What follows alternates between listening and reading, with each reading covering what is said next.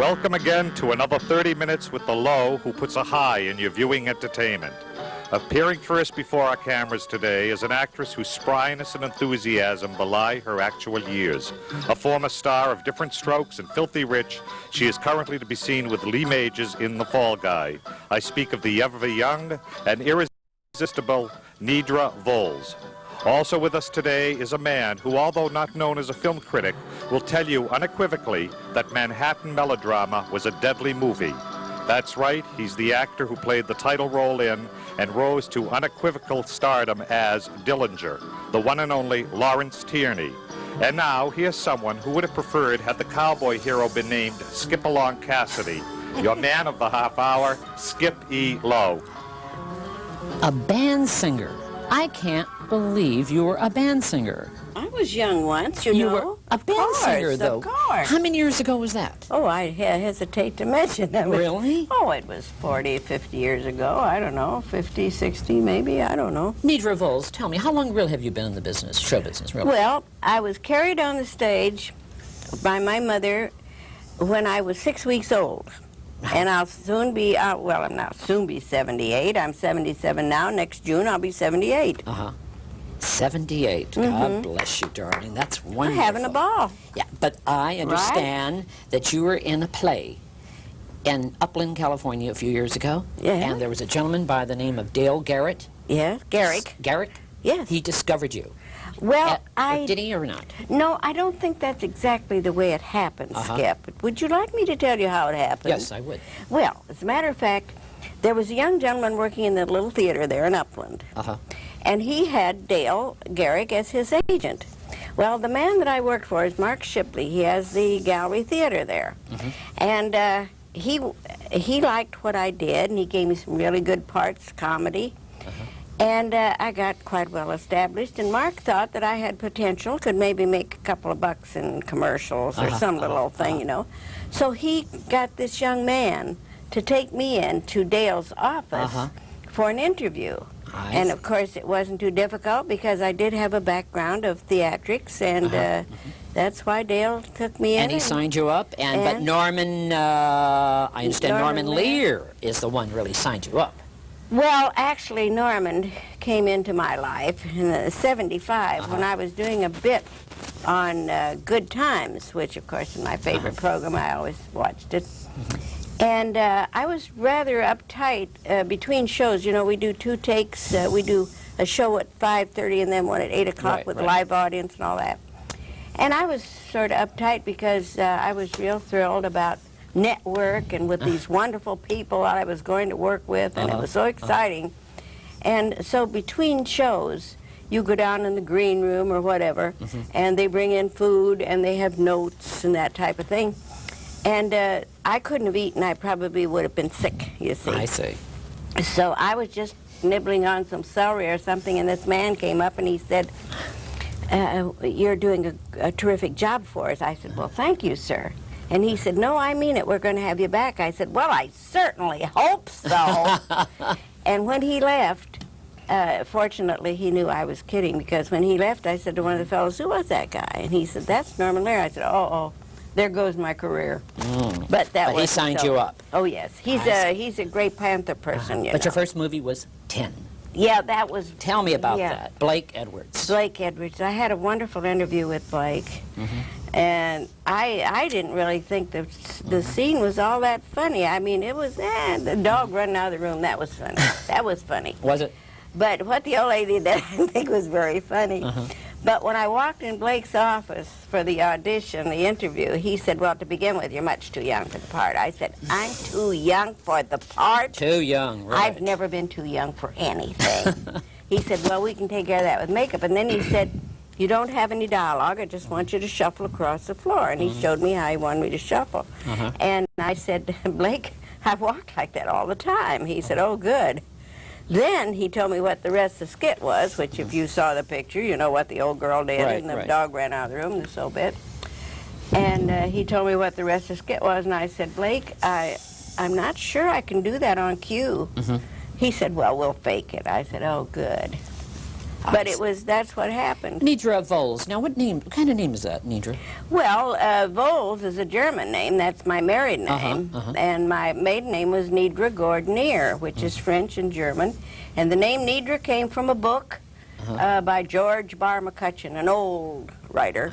An old writer. But you did a movie, Lust in the Dust. Yes, I Yeah, I want to show that. I love that picture. Look at this picture of... My name was Edna. They call me Big Ed. Big Ed. Yeah. I was the oldest hooker in Shilly Verdi.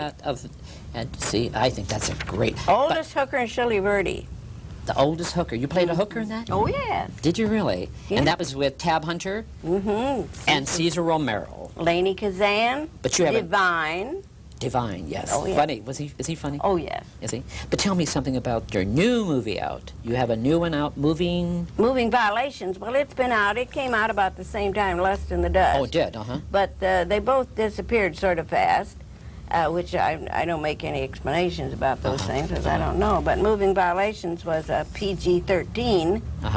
And if it hadn't been for me, it wouldn't have to be even a 13. It wouldn't? Why would Nope. it? Why wouldn't it? Well, because I said the nastiest thing in the whole show. You did? And, of course, when they put it on television, they will use my version of the lines in the scene because it's permissible on television. You know, I'm going to bring I want you to meet one of America's great bad men. I mean, he was Dillinger, the original. Yes, he was really bad. He was actually the Humphrey Bogart of his day. He was really considered the Humphrey Bogart of the 40s, I should say. Humphrey rotten Bogart. guy, huh? Yeah, he's a real rotten guy. Real rotten. No, but he's a sweetheart. Laurence Tierney. How are you, Laurence? How do you do? Larry, may I call you Larry?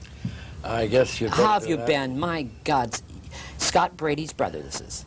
Remember Scott Brady? Oh, yes, I do. Laurence Tierney, and did you know that Laurence Tierney does Shakespeare? He recites Shakespeare? No. Nobody knows that about you. Not now, though. No, but you do. Now, how did you get into Shakespeare? I didn't get into Shakespeare. Well, why? Okay, you didn't get into it. Tell me, why do you recite Shakespeare? I don't. When did you hear me do this? Someone told me. Well, I know a few quotations. Most people do. Most actors know a little of it. In fact, most people who read very much know a little Shakespeare. In fact, that's what made him so popular. He used so many popular expressions.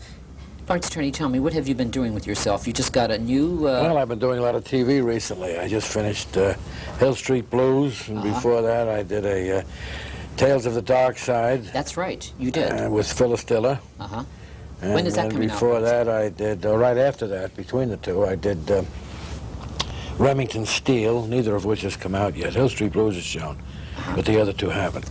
I see. Before that, I did a film with Dino De Laurentiis in North Carolina, which is on the streets now. It's on theaters now. What's the name of it? It's called The Silver Bullet. Oh, great movie, yes. It's a Stephen King thing about werewolves.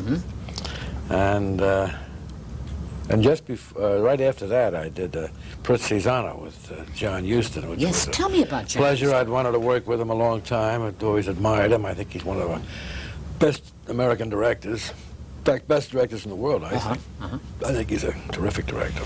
He is a good director. I had Michael Parks on the show. A wonderful, nice guy. The same nice thing. guy, and very easy to work with, and nice. Is he really easy to work with? I work with a lot. I worked with DeMille, because he was easy to get along with, too.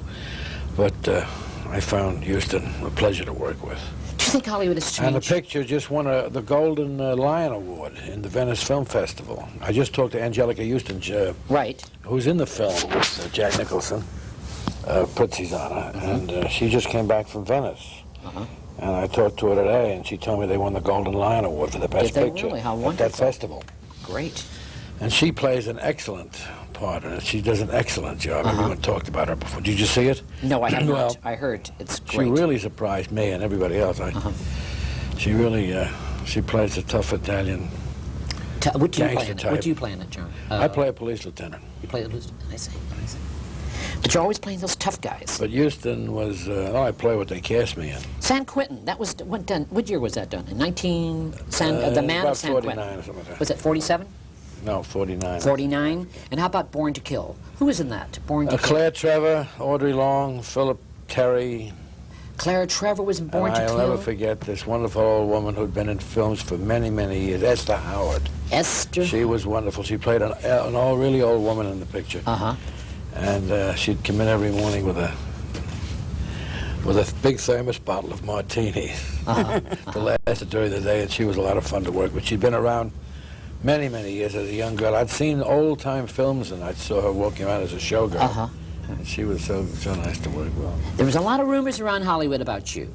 Now, tell me about those rumors. Here they go Lawrence, with their rumors. Yeah, well, you know. First of all, let me me preface whatever we're going to talk about by telling you that rumor and gossip very rarely spoils a good story by sticking to the truth or anywhere near it. Right, go ahead. What's the rumors? The rumors that you were you were the bad boy of Hollywood. I wasn't. Well, what did I do bad? Name it. Well, cab drivers, wherever you went. You're going to start hallucinating. No, we're not going to hallucinate. What about cab drivers? I just want to know. Let's get the record straight. Well, what's cab drivers? I don't know. Well, they used to have headlines in the paper that you used to grab cab drivers. No, that's a lot of nonsense. Is it really? Of somebody else. I don't know. I never had anything like that. I never had a headline like that in the paper. It didn't? No. Well... You're confusing your memory of things. Are you all right now? I used to drink a lot. Yes, that's... And I used to get attacked by a lot of people in bars who would see me in these heavy TV roles. That's right. Motion picture roles at that time. And they thought you were the Dillinger. You know, they'd come up to you and say, you're not as tough as you are in film. Right. With a few drinks, you don't have the discretion to walk away from them. You just say, well, you know... Look at you here. Look at you here. This is the Hoodlum, one of the great movies. That's you. What year was this taken in? I don't know, isn't it there? It's there. Here's another picture. Oh, this was made in 1804. Look at that, you there. That's a great picture of you. Yeah, this is the same picture. Is this all you got? No, I have not. I have the kill or be killed. Yeah, that's a picture I did. Well, let's show this on camera first. Look at that. Laurence Tierney. I was in... where is this? We did it in Portugal, Lisbon, around the area. But you made Monogram Studios, the King Brothers. I mean, you were responsible for the Monogram pictures. Now, Dillinger was made at Monogram, is that correct?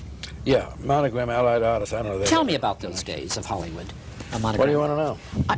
Just tell me, what's really Hollywood really like in those days? The town wasn't as densely populated as it is now. I came out on July 4th, 1943, under contract to RKO.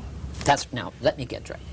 1943. Now, you were in New York City at the RKO. You went with some young man at RKO in New York City. No, I'll tell you that story. Tell me that story. Well, I was working as a lifeguard at the time, and I had been asked by someone to do some modeling, and I got into that. It was with the John Robert Powers agency. Just one day we were... you were with a friend of yours. Well, I'm going to tell you. Go ahead. We were sent to go on an interview for a commercial, modeling commercial. Go ahead. And they wanted the two of us to go down. A guy named George Schaefer, a real nice guy. And he said, we have about 2 hours to get there. Let's share a cab while we go downtown to the interview. I said, fine. Then he said, by the way, since we have the time, we can go get coffee. And he said, would you mind coming over to RKO Studios with me? Not the studios, but the offices. I'm working on getting a film contract. And he said, I have an appointment there. So I went over with him, and I sat in the outer office. And when this Marion Robertson, who was a very nice woman, who was one of their casting directors, came out to bring him into her office, while he was in there, she asked him who I was. And he told me I was another model. He told her. And so she asked to meet me, and I came in, and she said, can you act? I said, are you an actor? I said, well, I think I can act. I always did. I used to watch them in films and say, well, you know, why can't I do that as well as anyone else? So she said, will you read for me? And I said, I can't have an appointment for an interview. And she said, well, can you come back? So I went back, and later on I read for her. And I've always had the ability to read cold very well without a lot of previous study. And she liked my reading and had me read for Arthur Willey, who was her boss. And then they liked me. Then Ben Piazza came out. He was at RKO, the RKO head of casting, and they signed me to a contract. That's how that happened, and they brought you to Hollywood. I see. You know the movie I liked you did just recently, just a few years ago, with Liza Minnelli. You were in Arthur. Oh, I just had a small part. But that was wonderful. Arthur, yeah. You were wonderful in that. I must say, you played the drunk. Remember? No, I was not drunk. You weren't drunk? You were a bum? What was it? He played the drunk. Dudley Moore played the drunk. He was drunk all through the picture. Go ahead. I played a guy in the cafe, or in the restaurant. In the restaurant? Ordering coffee and a roll. I wasn't drunk. Okay, I thought you were drunk, but I thought you were wonderful in that. Yeah, next thing you're going to tell me I'm drunk now. No, you're not drunk now. How's your drinking days? Are you all finished? I stopped drinking. You stopped drinking? You're all right now? Yes. Good. And tell me something. Laurence How about Tierney, yourself? look at this picture of you. My Did you God. go over that heroin habit you had? Lawrence, this is beautiful picture. Isn't that a great What picture? a place for a pie. Oh, no, it's Handsome not. son of a gun. Yes, he was. And you did a musical. No. One musical. Yes. Lawrence, where am I getting? I just read this in the book. I don't know where you're getting any of your stories. I'm reading a book about you right now, and it says in the book that you did one musical. Am I right, Eddie Colbert? Yes. It was in the book, printed black and white, and I read it last night. What's the name of the musical? The musical, it was called Dancing in the Dark. Now, I don't recall. You don't remember those days? Are you sure you didn't do that? I never did a Okay, do you remember film the days? by that name. I was never in a film by that name. Okay, remember those days you were driving? What? That wasn't the title. It wasn't it? Singing in the Dark. That's what the title was. May I tell you something? You're thinking of Fred Astaire. No, I'm not thinking of Fred Astaire. Were you also a Hanson cab driver in New York? Yes. And weren't you? Across the street from the plaza? You were a Hanson cab driver at one time? I was the handsomest cab driver. And those days were wonderful, weren't they? I used to say, take a ride in my carriage and see my horse with the handsome behind. Going through Central Park. Didn't get that. Did they know who they were when they were in your Did cab? they who know they were? No. Did they know No. that Laurence Tierney? A lot of them were amnesia victims. New York City. You spent a lot of years. I like doing that a lot because, Tell me. well, I like children. And you let the kids sit up, the adults that sit in the back, and once in a while you get a young kid, let him sit up on the seat, like between your Right. legs, and let him hold the reins and think he's driving. Watch his expression. That was fun. You I enjoy- like young kids, you know. You do. Yeah, it was fun to have, to have the kids think he was driving, and a thrill for him, and vicarious thrill for me. I see. Tell me something, darling. How many commercials have you done? You've done a lot of commercials, haven't you? I don't know how many. I made one that only lasted a month for Jack in the Box when they were blowing up the clown. I was the old lady that pulled up in the vintage car and stuck my head out of the window and said, "What are you boys doing to the Jack in the Box clown?" And Chuck McCann says, "He's going bye-bye, lady." And I said, "But he's so cute." And then they said, "Well, the food is better at the box." And they hand me a sandwich, and I take a bite, and I say, "The food is better at the box. Waste him." And they took it off after a month because it was, the children were suffering traumatic experiences with that from the old lady saying waste him. But I'm still getting a holding fee from, which is Monterey Jack now instead of Jack in the Box. Great. I don't know what they're going to do with it. I have no idea. I don't argue with them. I just take the check to the bank and put it You've in the been on bank. Johnny Carson Where do you go show. after that? Oh, any place I'm asked to go. Okay. You've been on Johnny Next time Carson you get show. a check, call me. Yeah, yeah. You've been on Johnny Carson, Merv Griffith. Have you been on? No, I've haven't never you? been on Merv's show, but I've been on Mike Douglas' show. Yes, and I see. I'm due back on Johnny's show. Some of these first days, I hope open. I want to go to New York to do a late night Letterman. I think you'd be fabulous on I know Letterman Paul show. Schaefer real well because he was in a pilot thing that we did that didn't last. Tell me- Here at the top. Tell me Remember that? about. Yes, of course. It was wonderful. Greg Evigan and Yeah. Paul Schaefer. Do you do singing still? Well, let's put it this Let's- way. I don't sing for diddly, but I can still sing a fast tune because you don't have to do anything except wiggle a little. But to sing a real good song like I think I used to be able to, like Sophisticated Lady or Body and Soul, stuff like that. Great songs. I don't have the voice to do that anymore, so I sing A Good Man's Hard to Find and I'm in Love with You, Honey, and Exactly Like You and stuff like that where you just wiggle and, you know. Would you like to do a musical? Oh, heavens to Betsy, I don't think I could hold up for a musical. You That's don't think so? every night. Yes. That's hard, isn't it? Well, I don't know. I don't really think I'd do very well in a musical. Lawrence, tell me something. Scott Brady, your brother. How many brothers did you have? How many do you have? I had two. They've both passed away. Scott died only about 3 or 4 months ago, and then my younger brother, the youngest of the three of us, died 2 years ago. His name was Edward. By the way, he was in the film. He was in the hoodlum with me. I Yes. played my brother in the film. Edwin. Edward Tierney. Is he? No, he's not. No. No picture. Who is this girl? Now, I'm just trying to figure out this girl right here in this picture of you. I don't know. It's not a. I can't think. It's not Lois Lane No. or something. No. Okay, I just wondered. But I love this picture of you, my darling. This little picture of you right here. I think that's a great picture. That's the real me there. That's real you, Yeah, isn't it? yeah. That's a great picture of you. Crazy old lady. Yeah, you're having fun, aren't you? Oh, it seems yeah. like you're having a lot of fun. I'm having a ball. Well, You when are. it ceases to be fun, then I'll quit. What other commercials have you done? Oh, Lord, I've done Heinz Homestyle Gravy and a telephone commercial years ago. You were on Mary Hartman. Oh, yeah. Tell me about Right after this thing I did with of Norman Lear, where I thought my career had gone down the drain. Right. I cleaned that up, didn't I? You certainly... And right after that, he put me on Mary Hartman. I did 2 different characters on that. And he's given me an awful lot of work on his sitcoms and different Duke of Hazzards. You've been of on. Hazzard. And how about Fall Guy? Are you a regular on Fall Guy now? Well, I'm a recurring part, yes, a recurring part. I play the new bail bond person. And I'm very rough on it. Are you really? Yeah, because an old woman, if she's going to be a bail bond person, she better be a little rough because they get into some scrapes. Yes, So I, in the first episode I made, I called, I had a line I was supposed to say, he said, they've got Jody and Howie, and I was supposed to say, what are we waiting for? And I thought that didn't sound mean enough, so I said, so what are we waiting for, Dodo? And they left it in. I called E. Majors a Dodo, and they left it in. Well, what are you going to do? What kind of guy is he to work for? Very nice. Is he? Very nice to me. Nobody allowed on the set, no visitors on the set, but that's understandable. So there's no visitors on the set? Some people don't allow them, you know. They don't want anybody that isn't supposed to be. There's so many there anyway, they don't know who's doing what to who.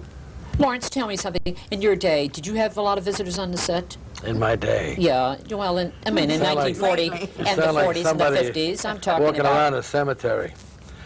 Yes, sadly enough, I had too many visitors on the set. I didn't know that you could ask if you were playing the lead in the film, and I used to bring all the tourists onto the set where I was working. And the tourists? Did they? Yeah, they'd bring a lot of them in, you know. They'd have babies with them and be dropping rattles and bottles. God, you'd do a scene that sometimes take about 2 or 3 minutes, which is a long time before on camera. And then you'd have to cut it. Somebody would drop, there'd be a noise, or some kid would start crying. I see. And I just got the name. It's called Singing in the Dark, 1956. it was not a musical. Well, in the Well, tell me about that picture. What was it? Oh, I will. Please. It was a film that they did with a Jewish cantor, religious cantor, named Moshe Oisher, who was an awfully charming guy, and his wife was too, and they had put the picture together. We talked to him into making this picture. He was the star. I see. I played the bad guy. And he was such a nice guy, and they kept coming in and asking him for more checks. He was signing away. I hope he got some of it back somehow. I don't know whether the picture ever did any good, but that poor guy went for a lot of money. I think he was set up, you know. And you did a comedy, too. But he was so nice, Moshe. Was he? Yeah, real nice gentleman. You did a Go ahead. You know, apropos, talking about nice guys, the guy that really got me started heavily in the business was Val Luton. I was under contract to RKO, and at the end of 6 months, they decided to drop me. And he flipped because I played the first leading role I ever played in one of his films, and then another one immediately after it. Then when they dropped the option, he squawked. He said, Val Luton was a really fine gentleman. He made the Cat People pictures, a lot of horror pictures, and he brought RKO out of the red. He saved them with his pictures because they made money, and RKO was really in a bind. How long were you with RKO? I was there for 6 months the first time, and after I left, I went around to various other studios. They went back after 8 months to RKO, and I was there 5 years. 5 years. So altogether, about 5.5 years. Oh, I see. Tell me about Mama Loves Papa. That was just a Leon Errol short. That's a comedy, right? It was a Leon Errol short film. Remember, we used to make those little short films. Right. Did that with Elaine Riley and Leon Errol, of course. Do you like to do comedy? Yes, I do. I feel that you do. I don't know why, but I just, because you're not that serious. So no, I like to do comedy. You do like to do comedy. Have you done any theater? Sadly enough, the first film I did, Dillinger was the first leading role. And they think you well, I don't know. It's typecasting that's what there. they keep casting. See, they keep casting. Am I correct, darling? Right. It becomes tough to get out of that that mold. But you do a lot of theater, don't you? I've done, not a lot, but I've done. But you've done. Yeah, I played Inherit the Wind. With who's that? Who's in it? Who's in it? Who was in it? Yeah, Inherit the Wind. The Oh, play. I can't give it out. There were 32 people in the cast. Oh, I see. I see.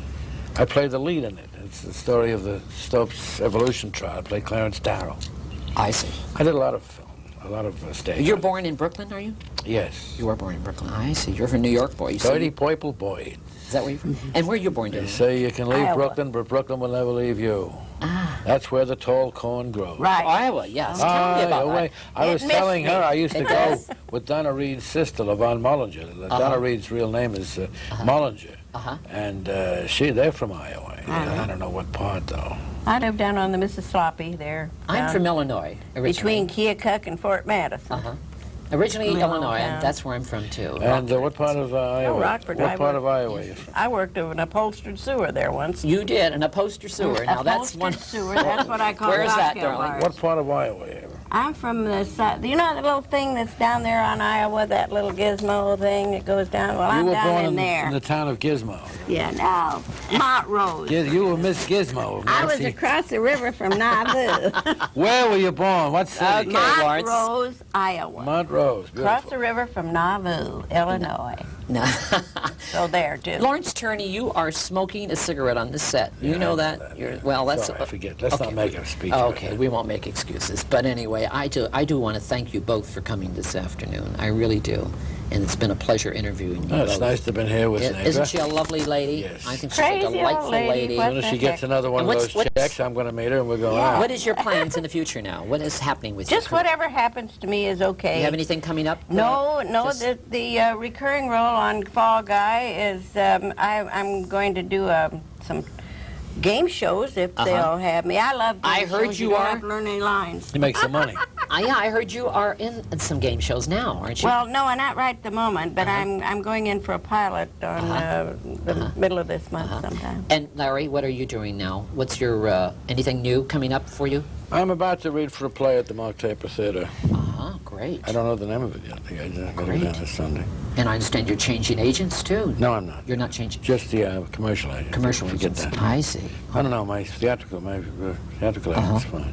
But you look wonderful, Larry, I must say. Thank you. You need glasses. And you know, Larry, there's a new place. I must tell you both. There's a new place in town called Theodore's Cafe. You go there, don't you, Larry? Once in a I while? met you. Theodore, that's right. And it's where all the actors are hanging out now from the new Schwabs of Hollywood. That's Where's where it located? It's in West Hollywood. And it's a new place for all the actors. And they're just, Shelley Winters goes there. They all go there, and they're having a good time. It's good food there, too, matter of fact. It's wonderful. And, but anyway, I'm Sounds so like happy you're gonna go in there I met... You're going to go in there and get a free meal. I'm so happy I met my friend Laurence Tierney Dillinger. Isn't that great? I love that movie. It was one of my favorite movies. They made so many of them, didn't they? How many? They made two. They made two. Who were the others? Quite a lot of years later, they did one with Warren Oates playing Dillinger. Warren Oates, yes. Then he'd go on. He played Dillinger. Yeah, he passed away now. He was a nice guy. Was he? That lady in red, Lawrence? No, they called the picture Dillinger. Theater, in front of the theater. That really happened. Yes. Lady in red in front of the moving picture theater. That's it. Boom, boom. Did that really happen? That's a true story. Yes, except the lady in red was not the one who set him up. The one who set him up for this was a whore madam. A whore? A whore madam Yes, I hear you. who made a deal with the immigration authorities who were about to deport her. So she was here on a phony visa, committing crimes, and she thought that would get her off, not be deported. She was later deported. She set it up and just sent some girl with her in there. She was the one who asked her.